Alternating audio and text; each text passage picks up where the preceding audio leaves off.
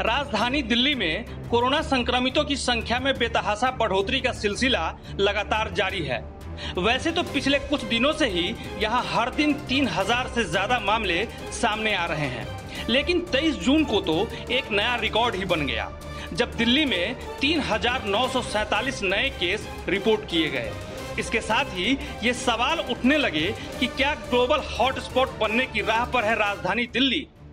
ऐसा इसलिए क्योंकि 23 जून को देश की राजधानी दिल्ली ने दुनिया के किसी भी शहर की तुलना में अधिक नए केस दर्ज किए। ये भारत में अब तक किसी भी शहर के लिए किसी भी दिन के लिए नए केसों का न सिर्फ सबसे ऊंचा आंकड़ा है, बल्कि महामारी की अब तक की पूरी अवधि के किसी भी एक दिन के लिए नए केसों की सबसे बड़ी संख्या है। इसके अगले दिन यानी 24 जून को दिल्ली में 3788 कोरोना के नए मामले सामने आए। इसके साथ ही देश की राजधानी ने कोरोना संक्रमितों के मामले में आर्थिक राजधानी मुंबई को पीछे छोड़ दिया। मुंबई में एक्टिव केसेस का आंकड़ा जहां 69,528 पहुंच चुका है, तो वहीं दिल्ली में कुल मरीजों की संख्या 70,000 से ज्यादा हो चुकी है। अगर दूसरे देशों से तुलना की जाए तो 23 जून को दिल्ली ने ब्राजील के साओ पाउलो, चिली के सैंटियागो या पेरू के लीमा से अधिक नए केस दर्ज किए।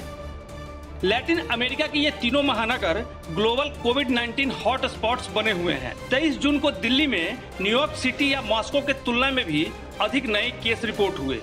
न्यूयॉर्क और मॉस्को दो अन्य प्रमुख शहर हैं जो हाल तक हर दिन हजारों नए केस रिपोर्ट करते रहे हैं, लेकिन इस महीने में वहां गिरावट का ट्रेंड देखा जा रहा है।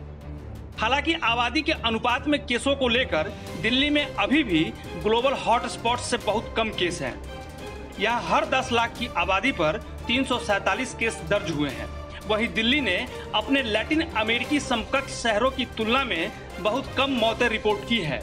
सरकारी आंकड़ों के मुताबिक दिल्ली में अब तक कुल 2301 मौतें हुई हैं, जबकि न्यूयॉर्क शहर में इससे 8 गुना ज्यादा मौतें दर्ज हो चुकी हैं।